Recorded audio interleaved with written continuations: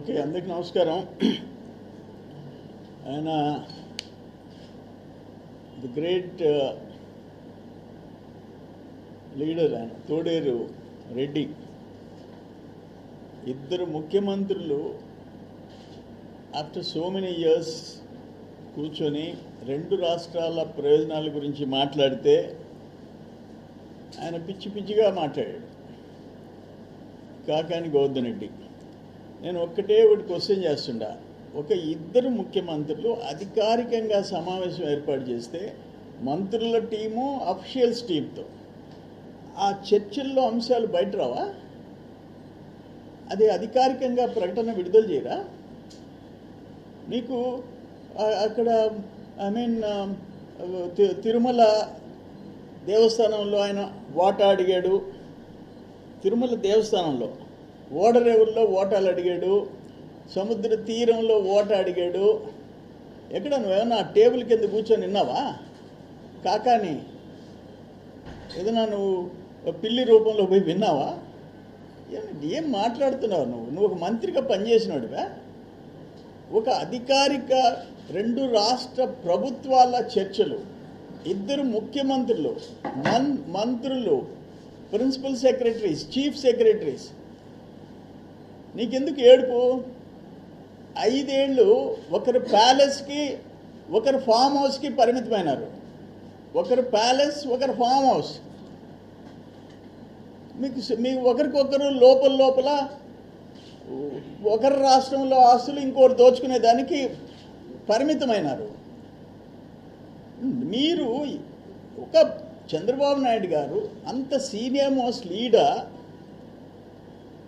ఇమ్మీడియట్గా ముఖ్యమంత్రి అయిన నెల రోజులు కూడా కాలే రేవంత్ రెడ్డిని పక్క చీఫ్ మినిస్టర్ని రిక్వెస్ట్ చేసి మన ఇద్దరం సమావేశం పెట్టుకోవాలా, నేను వస్తానని చెప్పి ఒక అడుగు తగ్గి ఈయన తెలంగాణ ముఖ్యమంత్రి సమావేశానికి పోయినాడు. అరే నీ మాదిరిగా జనంలోకి రావాలంటే చెట్లు నరకాల, జనంలోకి రావాలంటే హెలికాప్టర్లో పోతుంటే కింద పట్టణాల్లో షాపులు మూసేయాల. ఒక కర్ఫ్యూ, నువ్వు బయట వస్తే ఒక కర్ఫ్యూ, ఎమర్జెన్సీని మరిపించావు నువ్వు. నీ నాయకుడు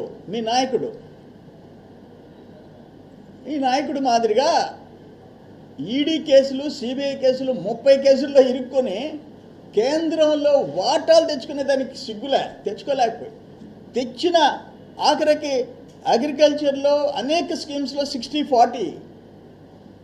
ఫర్ ఎగ్జాంపుల్ మైక్రో ఇరిగేషన్ 60% వాళ్ళు ఇచ్చే సబ్సిడీ 40% పెట్టలేక మూతేసుకున్నావు నువ్వు అగ్రికల్చర్ మినిస్టర్గా. మీరు వాటాల గురించి మాట్లాడతారా? నువ్వు మాట్లాడతావా వాటా గురించి? శాఖ మూసేసినోడివి. ఒక మైక్రో ఇరిగేషన్, ఒక మెకనైజేషన్, దేంట్లో సెంట్రల్ గవర్నమెంట్ ఇచ్చిన ఫండ్స్ ఖర్చు పెట్టావు. మేము పెట్టాం, ఇండియాలో స్టూడ్ నెంబర్ 1 మొదటి స్థానంలో నిలబడ్డాం. నువ్వు అగ్రికల్చర్ మినిస్టర్గా అట్టర్ ఫ్లాప్ అయి ఇక్కడ కూర్చొని ఇసుక, మట్టి, ఎర్రమట్టి, తెల్లరాయి, టోల్ గేట్లు పెట్టుకొని బతికావు నువ్వు. నీ మీద 7 కేసులు ఉన్నాయి, 4 కల్తీ మద్యం, 3 నకిలీ పత్రాలు. చంద్రబాబు నాయుడు కాళ్ళు పట్టుకున్నాడు నువ్వు. 2014లో గవర్నర్ పరిపాలనలో కల్తీ మద్యం కాదు, కల్తీ మద్యం, 5 మంది ప్రాణాలు తీసిన మద్యం, దాంట్లో నువ్వు ముద్దాయివి. ఆ రోజు పోయి కాళ్ళు పట్టుకున్నావు, అయినా నువ్వు ముద్దాయిగా తప్పించుకోలేకపోయినావు. వస్తాయి కేసులు. నా మీద 1000 కోట్ల ఆస్తులు పెట్టావు. అన్ని నీ బతుకంతా తప్పుడు కూతలు, బొల్లి మాటలు, ఆడ చేసేది దోపిడీ. ఏమైనా సుప్రీంకోర్టుకు పోయి కండిషన్ బెయిల్లో బతుకుతుండవు నువ్వు. సుప్రీంకోర్టు పోయి కండిషన్ బెయిల్లో బతుకుతుండవు. మీ నాయకుడు 30 కేసులు, ఈడీ, సిబిఐ. మీ నాయకుడు తప్పించుకోలేడు, నువ్వు తప్పించుకోలేవు. ఇది అన్ఫార్చునేట్. ఇద్దరు ముఖ్యమంత్రులు కలుసుకుంటే అంటే బాబు గారు ఓటుకునేటు కేసులో జగన్మోహన్ రెడ్డి మాదిరిగా ప్యాలెస్లకు పరిమితమయ్యే పిల్లే చంద్రబాబు నాయుడు. జైలుకి పోతే లెక్క చేయలే. ఇది అన్ఫార్చునేట్. అక్కడన ఏమైపోయిందంటే, మీరు 5 ఏళ్ళు రాష్ట్రాన్ని సర్వనాశనం చేసేసారు. ఇప్పుడు మళ్ళీ నీ సాక్షి అసలు 4వ తేదీ రిజల్ట్ వచ్చినాయి, జూన్ 4. నీ సాక్షిలో ఎద్దవ కూతులు, పిచ్చి కూతులు, అది చదివేవాళ్ళు ఎవరు లేరు. అక్కడ వాలంటీర్ల చేత డబ్బులు కట్టించుకొని ఆ సాక్షి పత్రిక సర్క్యులేషన్ పెంచుకోవాలని ప్రయత్నం చేస్తాం. ఒక రామోజీ, ఒక శైలజ కిరణ్ జైలుకి పంపించాలని 5 ఏళ్ళు ప్రయత్నం చేశాడు. ఆయన పెద్ద ఒక చరిత్ర సృష్టించాడు.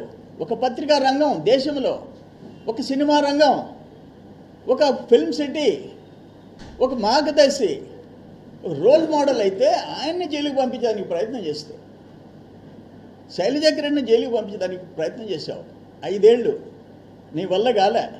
ఈరోజు ఇంకా కారు కూతులు, నీ సాక్షి తెరిస్తే కారు కూతులు ప్రతిరోజు. ఎక్కడన్నా ఉందా ఇది? ఎప్పుడన్నా చూసామా? తిరుమల గురించి వాటాడతారా? తిరుమల, అరే తిరుమల పరువు తీసింది కాంగ్రెస్ టైంలో 3 కొండలని చెప్పి ఈ 5 సంవత్సరాల్లో కోట్లు దోచుకున్నారు. 5 సంవత్సరాల్లో భ్రష్టు పట్టించారు, ఆ వ్యవస్థను భ్రష్టు పట్టించారు. తిరుమల 7 కొండల్లో కోట్ల మంది దర్శనం చేసుకునే తిరుమల ప్రపంచంలో నంబర్ 1 అత్యంత ఎక్కువ మంది భక్తులు పోయే ప్లేస్ ఎక్కడన్నా ఉందంటే all over the world number 1 Tirumala ప్రపంచంలో. దాన్ని ఏం చేశారు మీరు? కరప్షన్ సెంటర్గా మార్చుకున్నారు. నువ్వు తిరుమల గురించి మాట్లాడతావా? కాకాని ఇది దురదృష్టం. అంటే వీళ్ళు ఎట్ట తయారైపోయినారంటే ఏదైనా వాగితే సరిపోద్ది, ఏదైనా మాట్లాడచ్చు. బెంగళూరు ఆయనంట డ్రగ్స్ చంద్రబాబు నాయుడు టైంలో ఆంధ్రాలో డ్రగ్స్కి చెడ్డ పేరు వచ్చింది. రేపు వాళ్ళు ఏం మాట్లాడినారు? 2 అడిషనల్ డీజీపీని వేస్తాం, డ్రగ్స్ కంట్రోల్ చేసేదానికి సమన్వయ కమిటీగా 2 అడిషనల్ డీజీపీని వేస్తాం, తెలంగాణ నుంచి ఆంధ్ర నుంచి. వాళ్ళ బార్డర్స్లో కానీ ఓవరాల్గా కానీ డ్రగ్స్ కంట్రోల్ చేయాలా అని చెప్పి ఒక మంచి నిర్ణయం. నీకు ఆఖరణ 7వ తరగతి పిల్లకాయల బ్యాగుల్లో కూడా దొరికే పరిస్థితికి మీరు తీసుకొచ్చారు. రా సుళ్ళూరుపేటకి రా, నాయుడుపేటకి రా, గూడూరుకి రా, నెల్లూరుకి రా. ఎప్పుడన్నా చూసామా డ్రగ్స్ ఇంత విచ్చలవిడిగా? సిగ్గుండాల మాట్లాడేదానికి. ఇప్పుడు ఏంటంటే ఆయనకి డ్రగ్స్ అని ఎందుకు వచ్చిందంటే, అరే దాని మీద 2 అడిషనల్ డీజీపీలను వేస్తే ఈ రాష్ట్రంలో ఒకరు మంత్రిగా ఉండి, ఒక రేవ్ పార్టీలో మంత్రిగా ఉండి రేవ్ పార్టీలో స్టిక్కర్ దొరికింది, పాస్పోర్ట్ దొరికింది. వాళ్ళని ఏదో కాళ్ళు పట్టుకొని దాన్ని కొంచెం ఆపుకున్నట్టుండవు, కానీ ఆగదు. ఆ భయమా నీకు? రేవ్ పార్టీలో నువ్వు రెడ్ హ్యాండ్గా దొరికింది, నీ కార్ పాస్ దొరికింది. అదేంటి జిరాక్స్ కాపీ అంటావు నువ్వు? 2023 సంవత్సరం 2000 సంవత్సరానికి ఒకసారి ఇస్తారు 3 కార్ పాసులు. దాంట్లో 23 2023 పాస్, అది యాజ్ ఇట్ ఈజ్గా వాడుకున్నారు. అది బహుశా ఆ భయంతో కాకాని డ్రగ్స్ గురించి మాట్లాడతాడు. 2 ముఖ్యమంత్రులు, చిన్న బిడ్డలు ఆ డ్రగ్స్తో నాశనం అయిపోతున్నారు వాళ్ళ జీవితాలు అని చెప్పి ప్రత్యేకంగా చర్య తీసుకోవాలని. చెడిపోయింది మీ టైంలో ఆంధ్ర రాష్ట్రం. డ్రగ్స్ ఎక్కడిగా ఉంటే అక్కడ దొరికే పరిస్థితి వచ్చింది. పిల్లల జీవితాలు నాశనం చేశారు మీరు. దాన్ని కంట్రోల్ చేయాలంటే దాన్ని కూడా కూస్తావు నువ్వు. ఇటువంటి మనుషులు. సరే, ఇంకా నీ సంగతి ఒక కల్తీ మద్యం, ఒక నకిలీ పత్రాలు, ఇంకా dash dash dash.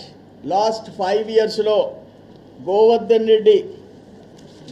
Reddy Kakani Govardhan Reddy దోచుకున్నవి, systems collapse చేసినాయి.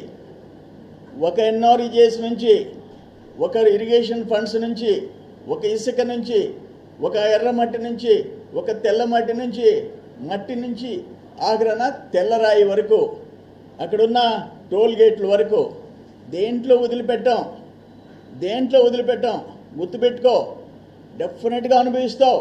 మీరు చేసిన దోపిడీ, మీరు చేసిన దుర్మార్గాలు, వందల మందిని మా వాళ్ళని సర్వేపల్లిలో జైలుకి పంపించావు. వందల మంది, వేల మంది మీద తప్పుడు కేసులు పెట్టావు, వేల మంది మీద పెట్టావు. ఈరోజు అనుభవిస్తావు. ఇప్పటికి ఎంతమంది సస్పెండ్ అయినారు, ఇంకెంతమంది అవుతారు? నీ పాపానికి ఎంతమంది అధికారులు సస్పెండ్ అవుతారు, ఎంతమంది జైలుకి పోతారో చూస్తాం. కమింగ్ 1 year 2 yearsలో చూస్తాం. వదిలిపెట్టే ప్రసక్తిలా. ఏదేమైనా నిన్న ఇద్దరు ముఖ్యమంత్రులు కలుసుకోవటం మాకు చాలా సంతోషం వేసింది. నేను ట్వీట్లో కూడా పెట్టా. ఇప్పటిదాకా ముఖ్యమంత్రులు ఒకరు ప్యాలెస్కి, ఒకరు ఫామ్ హౌస్కి పరిమితం అయితే ప్రజానాయకులు అనిపించుకున్నారు. చంద్రబాబు నాయుడు గారు, రేవంత్ రెడ్డి గారు ఒక రోల్ మోడల్గా నిలిచారు. దేశంలో రోల్ మోడల్గా. ఆయన కాంగ్రెస్ అని చెప్పి ఈయన ఇంట్లో కూర్చోలే, ఈయన తెలుగుదేశం అని ఆయన ఇన్వైట్ చేయకుండా ఆపలా. వయసులో చిన్నోడైనా చంద్రబాబు నాయుడు నేనే వస్తా, మా రాష్ట్ర సమస్యలు ఉన్నాయి, 2 రాష్ట్రాలు తెలుగు వాళ్ళ రాష్ట్రాలు, వాటిని పరిష్కరించుకొని 2 రాష్ట్రాలు ముందుకు పోవాలని ఒక మంచి మెసేజ్ ఇచ్చాడు చంద్రబాబు నాయుడు గారు. దాన్ని చూసి అభినందించాలా. ప్యాలెస్లో కూర్చునే వాళ్ళకి ఏం తెలుస్తుంది ప్రజల కష్టాలు? ప్యాలెస్లో చెట్లు నరకాలా, షాపులు ముయ్యాలా, ఒక నియంత బతుకు నీది. పాపాలు చూపించావు ప్రజలకి జగన్మోహన్ రెడ్డి. నువ్వు ఇప్పుడు ఆయన ఒక ఈ ముఖానికి అసలు అది కూడా తెలీదు. ఆ నోటంతా సాక్షి పేపర్ నుంచి వచ్చింది, అక్కడి నుంచి సజ్జల కుమారుడి దగ్గర నుంచి వచ్చింది. దాన్ని చదువుతా కూర్చున్నాడు 1 గంట సేపు కాకని. కానీ దీన్ని తీవ్రంగా ఖండిస్తున్నాం. నేను చెప్తుండా, ఇంకా నోరు పారేసుకుంటే, బాబు గారి మీద నువ్వు నోరు పారేసుకుంటే నిన్ను వదిలిపెట్టే ప్రసక్తిలా.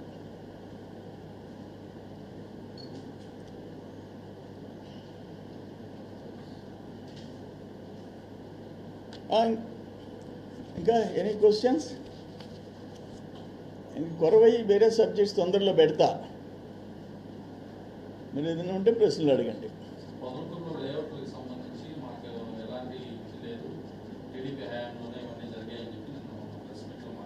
చాలా గొప్ప సందేశం ఇచ్చాడు ఆయన. తోడేరు రెవెన్యూ విలేజ్ మీరు అడిగారు కాబట్టి చెప్తాను.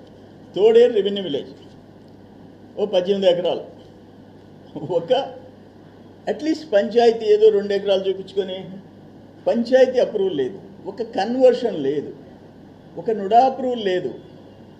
ఆఖరణ ఒక మ్యాప్ రిలీజ్ చేశారు, మ్యాప్ లేదా? ఆ మ్యాప్లో ఉన్న సంతకాలన్నీ ఫోర్జరీ సంతకాలు. అది వాళ్ళు పోయి కేసు పెట్టారు, నుడా వాళ్ళు పోయి కేసు పెట్టారు. దానికి చంద్రమోహన్ రెడ్డి నువ్వు అల్లీపురంలో అంటే, నువ్వు మంత్రిగా ఉండి అల్లీపురంలో నువ్వు ఎందుకు చర్యలు తీసుకోలేదని అడుగుతున్నాడు నన్ను. అంటే అల్లీపురం మంత్రి కాదు నువ్వా? తోడేరుకే మంత్రి ఫర్ తోడేరు. అల్లీపురం నేను మంత్రా? సిగ్గుండబడలే? అల్లీపురం లేఅవుట్లో హైకోర్టుకు పోయినోడిని నేను, పిల్లేసినోడిని నేను, ఇంకా కంటెంప్ట్ ఆఫ్ కోర్ట్ వేసినోడిని నేను. నీ మాదిరిగా క్యాష్ లెక్క పెట్టుకునేవాళ్ళం కాదు. నీ పంచాయతీలో అంత ఘోరమైన కేసు నిన్న డిఎస్పీ ఎక్స్ప్లెయిన్ చేశాడు ప్రెస్ కాన్ఫరెన్స్ పెట్టి. ఒక మ్యాప్ కింద నుడా అప్రూవల్ సంతకాలు, డైరెక్టర్ సంతకాలు, అధికారుల సంతకాలు. రెడ్ హ్యాండెడ్గా దొరికేవయ్యా, సిగ్గుతో తలదించుకోవయ్యా తోడేరెడ్డి. అల్లిపురం నన్ను అడుగుతావా? 2019లో అంట ఆయన ఎంక్వైరీ చేశాడంట, వాటి మీద యాక్షన్ తీసుకుంటే సెక్రటరీలు ఉద్యోగాలు పోతాయని చెప్పి గమ్ముకున్నాయంట. అంటే నువ్వు రిలీజ్ చేసావు ఒక లెటరు. ఏ ఊర్లు? పలుకూరు. సర్పంచ్ ఎవరు? ఒకే 2018, 16 సర్పంచ్ ఎవరు? ఎంపీపీ ఎవరు?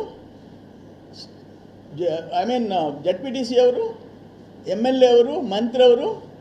అంటే నేను వచ్చి నీ పొదలకూరు సామ్రాజ్యంలో సర్పంచుల చేత, పంచాయతీల చేత, అధికారుల చేత నేను సంతకం పెట్టించానా? ఏం చేస్తున్నావు? 5 ఏళ్ళు యాక్షన్ తీసుకోకూడదా? సిగ్గుండబడలే? ఓకే. జైలుశాఖ నిబంధనల మేరకే జగన్మోహన్ రెడ్డి పర్యటించడానికి అనుమతించారు. తెలుగుదేశం పార్టీ, తెలుగుదేశం ప్రభుత్వం మాకు ఎటువంటి ఉదాహరణ చూపించలేదు పిన్నెలు కలవడానికి అన్నారు. పిన్నెల్ని కలిసేదానికి తెలుగుదేశం ప్రభుత్వం మాకేమీ అవకాశం కల్పించలేదు. జైలుశాఖ నిబంధనల మేరకు రాగలిగాము అంతే. ఒక ఎమ్మెల్యే జైల్లో ఎవరైనా కలవాలనుకుంటే ఏమి నిబంధనలు ఉన్నాయో దాని ప్రకారమే జగన్మోహన్ రెడ్డి ఈరోజు ఎమ్మెల్యే ఇప్పుడు ఏదో చెప్పారు. ఇప్పుడు ఒక టాక్ వస్తుంది, ఆయన అసెంబ్లీలో ఈ 164 మందిని చూసి ప్యాంట్లు తడిసిపోతున్నాయి ఆయనకి, అందుకని వదిలేసి ఢిల్లీకి పోతా అంట. అది రిజైన్ చేసి ఎమ్మెల్యేగా ఎంపీగా పోతాడని వస్తుంది. ఆయన తమరు జైలుకి పోతే మళ్ళీ ఇప్పుడు చెట్లు నరకాలనా? ఇప్పుడు ఆయన జైలుకి పోయి చూసేదానికి పోతున్నాడు. పిన్నెల్ని చెట్లు నరకాలన్నా? నరికించలేదన్నా? షాపులు మూయించలేదన్నా? ఎందుకు అంత బాధ? జగన్మోహన్ రెడ్డి వస్తే నెక్స్ట్ టైము ఇప్పుడు ఈయన కాకాని కూడా పిన్నెల్లికి తోడుగా పోతున్నా అంటే జైలుకి తొందరలో, అప్పుడు వచ్చి చూడమను జగన్మోహన్ రెడ్డిని. అప్పుడు కావాలంటే చెట్లు నరికిచ్చి మొత్తం షాపులన్నీ మూయించి బ్యారికేడింగ్ చేయించి చేస్తాం. రమ్మనండి జగన్మోహన్ రెడ్డిని.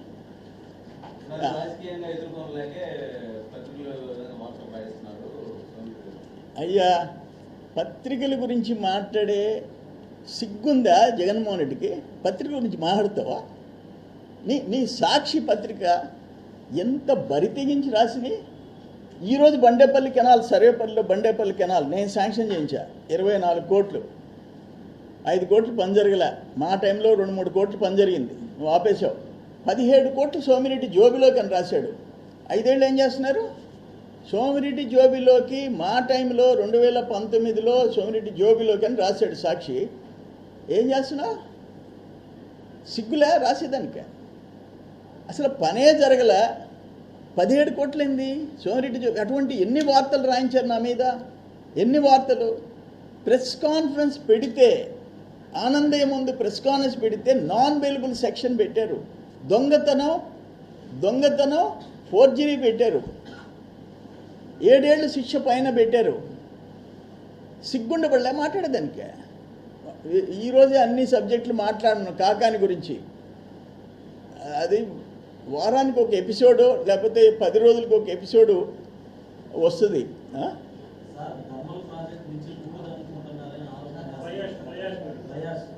ఫ్లయాషు అయ్యా, ఒకటే నా మీద ఆయన ఆరోపణ. 1000 కోట్లు చూపించమను. మీరు అడిగారా ఎప్పుడన్నా ఒక్కసారి? ఏందయ్యా చంద్రమోహన్ రెడ్డి 1000 కోట్లు ఇంకా చూపించకుండా ఉండవు, నువ్వేం మంత్రి అని అడిగా ఎప్పుడన్నా? ఇప్పుడు నేను ఫ్లయాష్ చూపించేదానికి ఎన్ని సంవత్సరాలు అయిపోయింది నా 1000 కోట్ల కోసం? సింగపూర్, మలేషియా, హాంకాంగ్, నేను ఎంత బాధపడుతున్నాను. అది చూపించమను. అడిగితే నాకు నా 1000 కోట్లు చూపించమనవా? నేను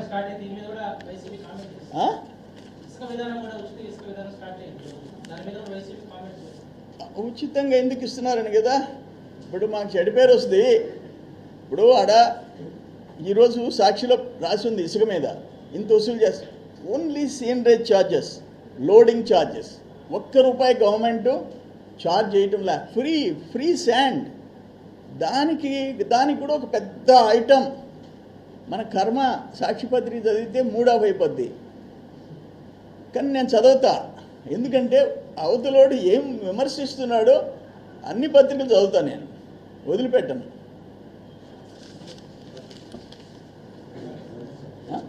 అదో మీకేదో లైట్ లంచ్ 1 గంట అంటే లేట్ అయిపోయింది కదా, 1:30 అని అరేంజ్ చేసాం. ఈసారి ఒకసారి ఇంట్లో అరేంజ్ చేస్తా, నెక్స్ట్ టైం లేదు.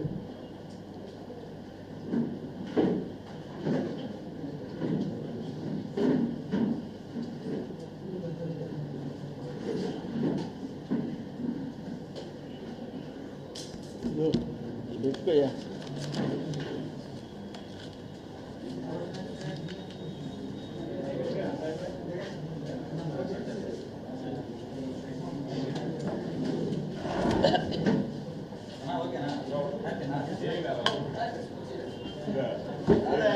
క్వశ్చన్లు నన్ను మాత్రమే వేస్తారా?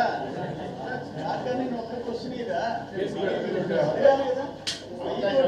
ఒక్కరన్నా నా 1000 కోట్ల గురించి అడిగారా? ఇప్పుడు